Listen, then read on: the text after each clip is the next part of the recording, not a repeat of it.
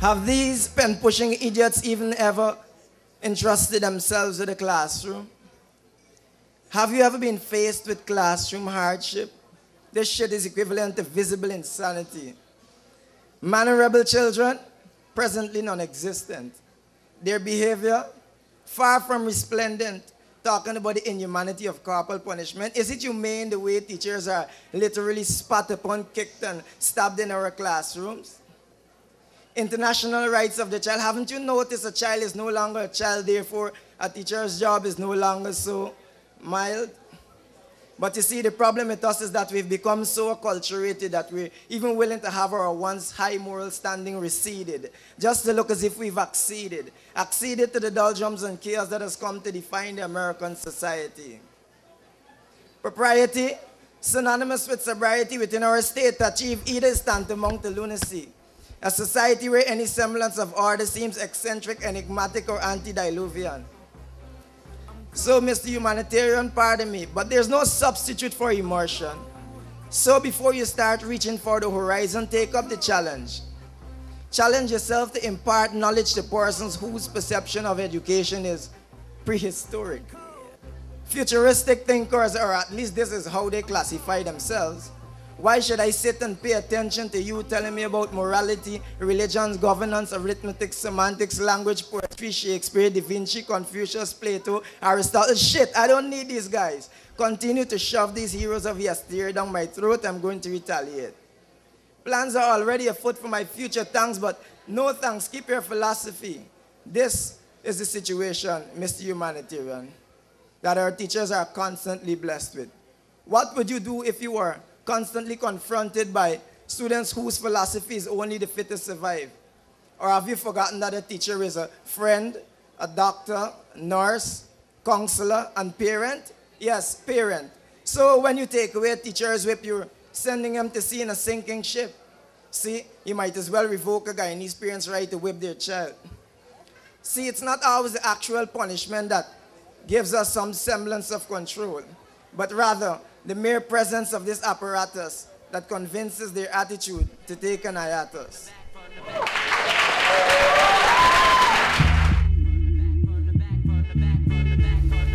Who sees me peeping out my box, looking at the world and all that I'm not?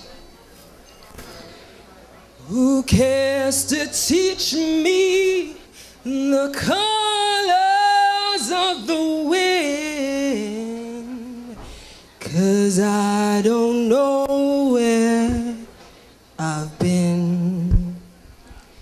Ravaged philosophies, scattered remnants of self reflected through broken glass, only to distort my perspective, sever my ambitions, and recreate a fleeting nostalgia. A conspiracy to confuse, to reconstruct the mind of a man from the aboriginal dust. Who dares to clothe my naked mind, share that lovely fruit that's so divine? Who's gonna wake me before it's all done? Or should I ignore the rising sun? Or should I ignore the rising sun? Thank you.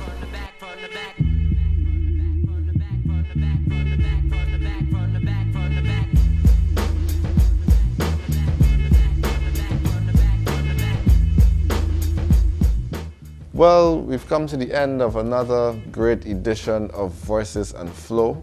But I want you to know this, that we'll be changing the time of our show. I know that we've had some time issues and everything else, so we want to sort that out. So next week we're going to be starting from 7:30, same channel, 7:30. All right, just remember that, 7:30. We'll be running some promos during the week so that you know. Very soon on Thursdays, we'll be bringing our rebroadcast of the program. So if you miss it, you could always catch it back during the week. And this is how we do. We don't have any more live shows left for the year.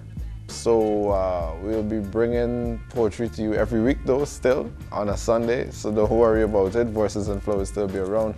But still, you could come check us out on Facebook, hit us up on YouTube, subscribe to our BlackBerry, jump into the chat room. The guys are doing a really good job. If you think that you got something to share with us, and we're getting ready for 2013 as well, you know, shoot us an email, give us a call, and we'll be willing and ready to hear what it is that you have to share. So, on behalf of the crew of the TVG and on behalf of my guys down the Upscale, thank you so much for being here this evening, and hope to catch you next week at 7:30.